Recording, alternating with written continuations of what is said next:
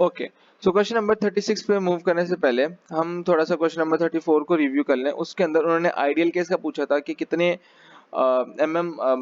Mercury हो तो उसके ऊपर हमारे पास ऑलमोस्ट 100% सैचुरेशन होती है और कितने ml ऑक्सीजन का स्टोर हुआ होता है। ठीक है, तो उसके अकॉर्डिंगली 115 मिलीमीटर मर्करी अगर हो तो इसके ऊपर आइडियल केस के अंदर ऑलमोस्ट 100% सैचुरेशन हो जाती है।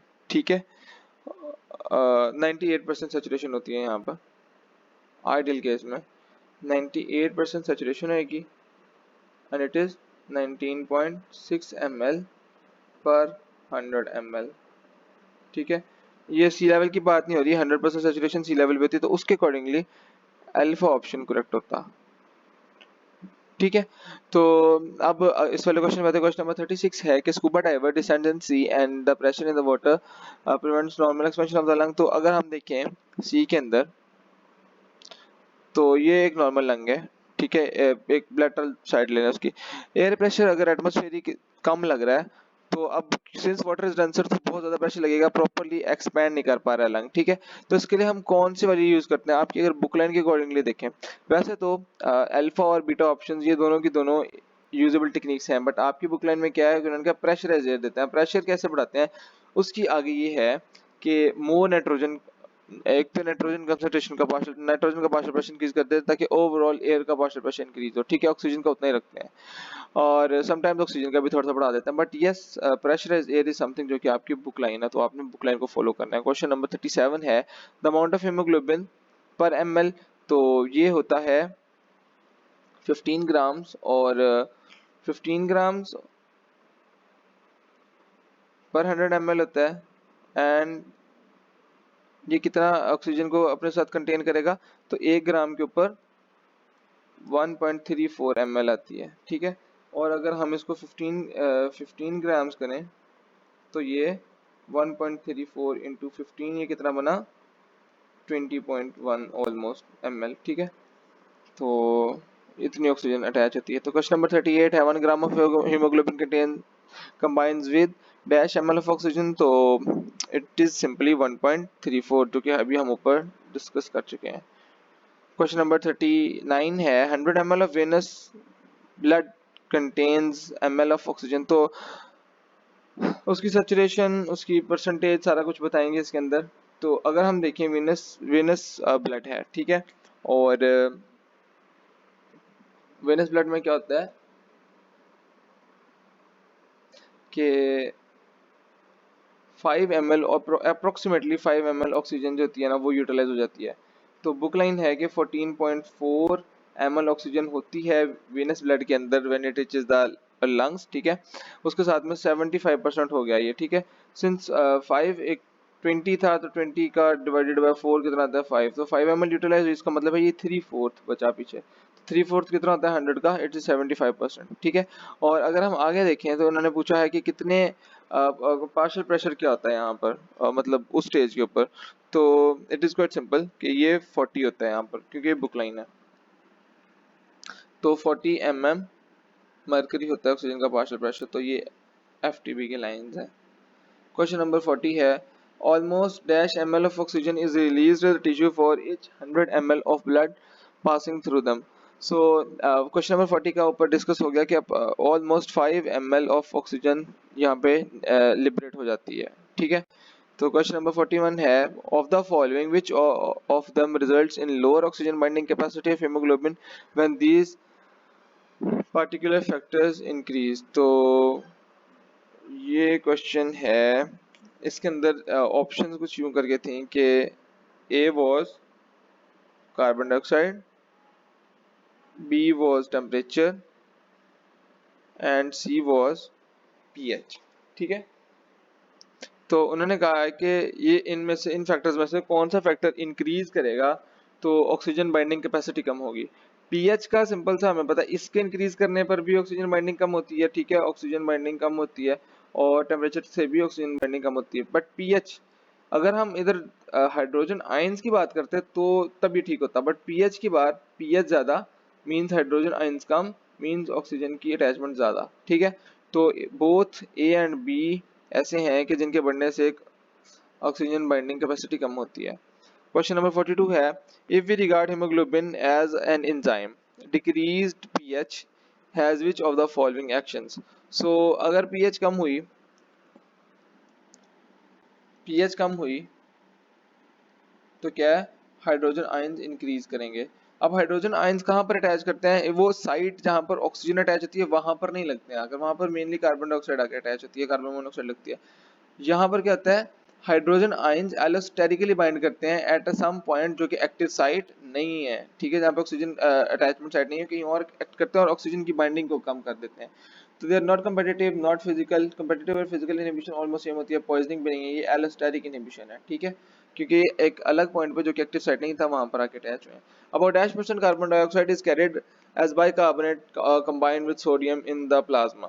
So मेन चंक 70% अप्रोक्सीमेटली इस तरह जा रहा होता है, ठीक है। सो क्वेश्चन नंबर 43 का आंसर है 70, ठीक है। बाकी 20% हीमोग्लोबिन के साथ अटैच होता है और अप्रोक्सीमेटली 5 to 7% पोटेशियम आयंस के साथ जा रहा था। Which of the following enzyme has a key role in carbon dioxide transport in the human body. तो कार्बन डाइऑक्साइड ट्रांसपोर्ट के अंदर सबसे ज्यादा मेन साइटोक्रोम सी का, कैटालेज का, ऑक्सीडेज का तो नहीं, कार्बोनिक एनहाइड्रेज का होता है। और वो किस तरह होता है कि कार्बन डाइऑक्साइड टिश्यूज में वाटर के साथ मर्ज करती है और कार्बोनिक एसिड बना देती है, ठीक है, H2CO3। और ये रिएक्शन कैटालाइज कौन करता है, कार्बोनिक एनहाइड्रेज, ठीक है। और अगेन इन द लंग्स इसकी ब्रेकडाउन होती है back into that same form, ठीक हो गया।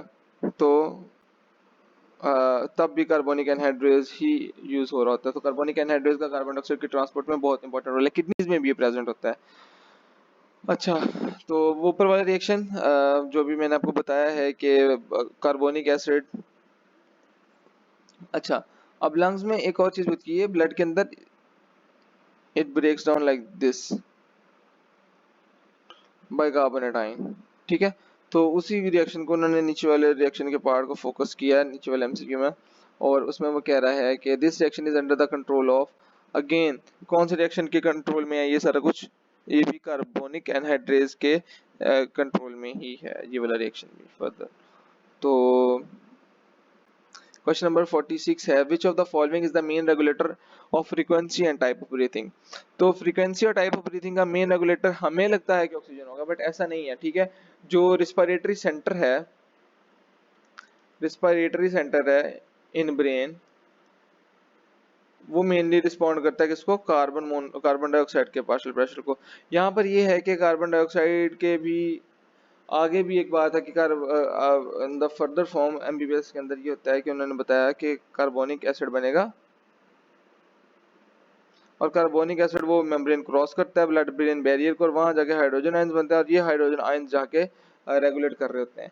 बट इन योर बुक अगर ये कार्बन डाइऑक्साइड है तो कार्बन डाइऑक्साइड ही रहना चाहिए, आपको ज्यादा आगे नहीं सोचना चाहिए। क्वेश्चन नंबर 47 है, the continuous breakdown of carbonic acid led to the accumulation of hydrogen ions which increases the acidity of the blood and pH.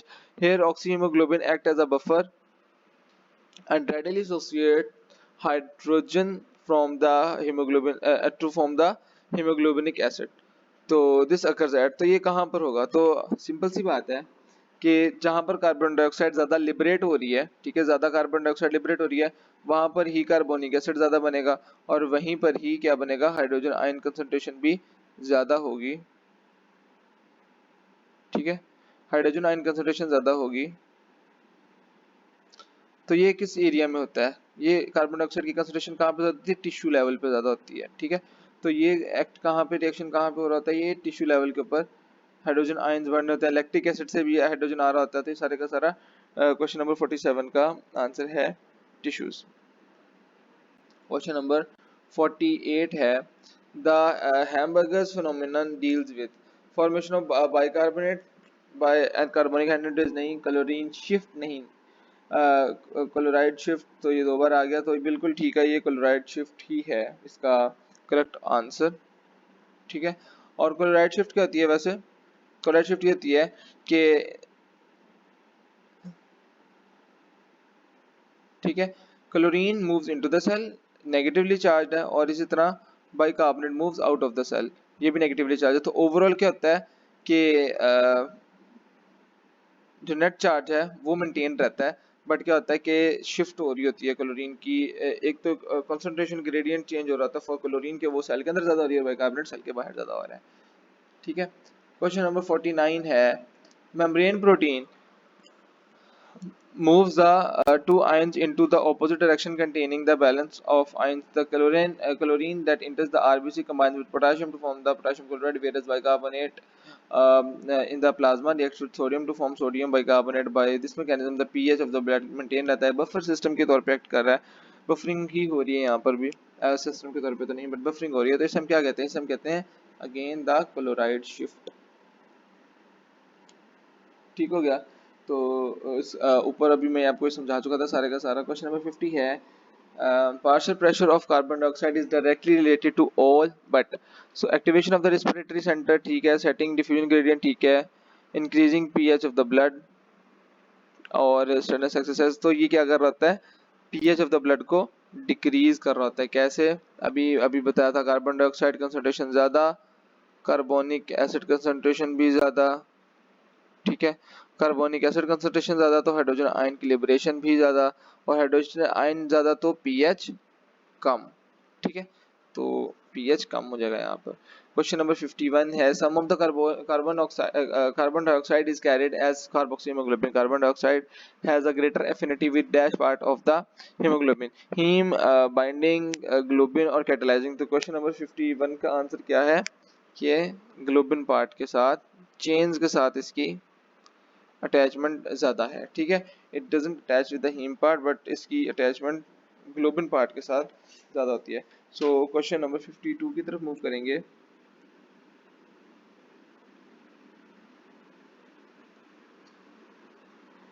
Carboxy hemoglobin is formed when carbon dioxide combines with amino group of the hemoglobin. About -% carbon dioxide is carried in this way. तो कितने percent carbon dioxide इस तरह carry होएगी अगर आप carboxy haemoglobin की बात करें, और प्रोटीन फॉर्म के अंदर कितने परसेंट कार्बन डाइऑक्साइड की ट्रांसपोर्ट होती है। तो क्वेश्चन नंबर 52 का आंसर है 70%, जैसे कि मैंने आपको पहले बताया था। बाकी कुछ पोटाशियम के साथ भी जा रही होती है। अच्छा, nausea, vomiting, headache, mental status changes and cherry red lips. Cherry red lips सबसे ज़्यादा इंपॉर्टेंट कैरेक्टरिस्टिक है। ये किसके अंदर होती है, साइनाइड पॉइजनिंग में ब्लूइश होते हैं, आर्सेनिक पॉइजनिंग में भी नहीं होता, मर्क्यूरी पॉइजनिंग के अंदर भी नहीं होता। ठीक है, इनके अंदर तो स्टमक की एक स्पेशल अपीयरेंस होती है जो फोरेंसिक में आप आगे आके पढ़ेंगे इंशाल्लाह अगर आपका एडमिशन होता है, और दैट इज द स्टमक, उसका ना वेलवेटी सी अपीयरेंस आ रही होती है आर्सेनिक पॉइजनिंग वगैरह के अंदर। तो कार्बन डाइऑक्साइड पॉइजनिंग के अंदर चेरी रेड लिप्स होते हैं। ठीक है, क्वेश्चन नंबर 54 है carbon monoxide binds haemoglobin with N affinity dash times greater than that of oxygen. Carbon monoxide poisoning also decreases the ability of hemoglobin to release oxygen to the tissue.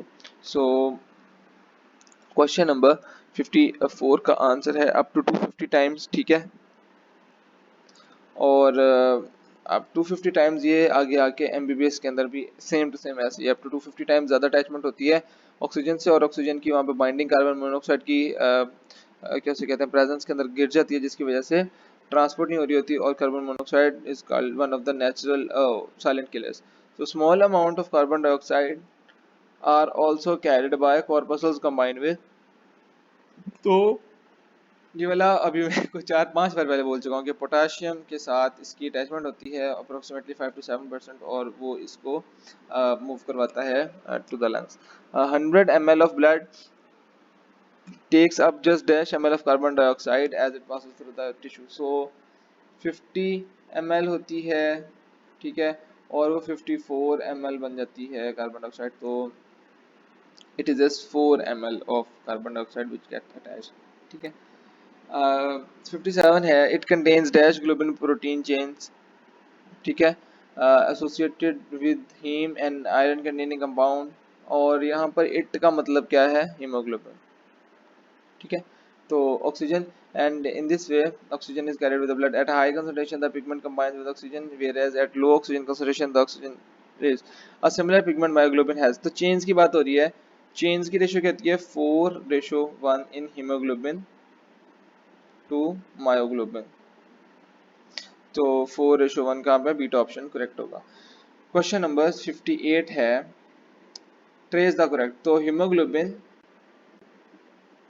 Haemoglobin किसमें होता है, it is present in vertebrates, ठीक है। Haemocyanin किन में होता है, तो हीमोसाइनिन होता है इन एनालिड्स, मरीन एनिमल्स और मोलस्क। तो दूसरे का मोलस्क होता है, हीमोसाइनिन मोलस्क में होता है, ब्लूइश ब्लड होता है इनका। हेमरिथ्रिन किन में होता है, मरीन एनिमल्स में या एनालिड्स में, तो ये होता है मरीन एनिमल्स में। और क्लोरोक्यूरियन किन में होता है, it is present in annelids, ठीक है। ये एफटीबी के एमसीक्यू रहते हैं। ये कौन से ऑप्शन में आ रहा है, 1 का डेल्टा, अच्छा चार्ली में आ रहे हैं सारे के सारे आई गेस, 2 का विद अल्फा, बिल्कुल ठीक है। तो ये है Charlie, correct one. Question number 59 है normally when we are at rest or sleep the exchange is only about. तो अगेन बुकिश एमसीक्यू है कि रेस्ट के ऊपर और एक्सरसाइज के दौरान पे कितना एक्सचेंज हो रहा होता है, कितने लीटर्स ऑफ ऑक्सीजन का एक्सचेंज हो रहा होता है। तो it is 0.5 and 3.5 in exercise during rest, 0.5 और during exercise 3.5। So question number 60 है विच of the following is not correct in the following reference haemoglobin. और अगर हम मायोग्लोबिन और हीमोग्लोबिन को देखें तो कौन सा वाला इनकरेक्ट है, ठीक है। 4 पेप्टाइड चेन्स है, 1 पेप्टाइड चेन ऊपर डिस्कस हो गया, कंटेन्स 574 154 अमीनो एसिड्स, ये भी ठीक है। इस molecule possesses 4 iron containing haem groups, ठीक है, 1 होता है, ठीक है। ट्रांसपोर्ट ऑक्सीजन, तो ट्रांसपोर्ट ऑक्सीजन ये ठीक है, but it doesn't transport, it stores oxygen, ठीक है। ये मसल्स के अंदर ही प्रेजेंट होती है सिर्फ, और मसल्स में भी इसका क्या काम होता है, मसल्स में इसका काम होता है कि इसने स्टोरेज करवानी होती है यहाँ पे। तो डेल्टा ऑप्शन इज इनकरेक्ट। अच्छा, तो अभी हम थोड़ा सा एफटीवी की अगर इन्फॉर्मेशन आपको प्रॉपरली प्रोपेगेट कर देंगे, एमसीक्यूज में थोड़ी सी एम्बिग्यूटी थी। तो अगर हम ऑक्सीजन और हीमोग्लोबिन की अटैचमेंट के अकॉर्डिंगली देखें तो एफटीबी में ये है कि 15 ml वाला आपको बता दिया था 15 ग्राम होता है और वो सारा कुछ, और उसके बाद 19.4,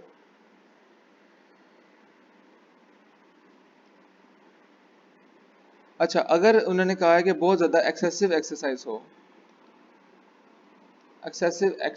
हो तो तब क्या होता है।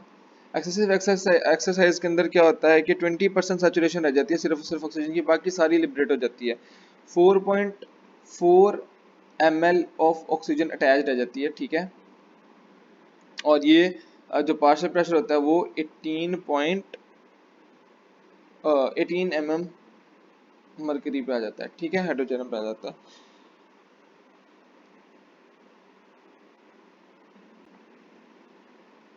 तो आई गेस ये सारे का सारा था। आपका कोई अगर पॉइंट मिस हो गया हो, let me see, we have covered all of them. So best of luck बच्चों।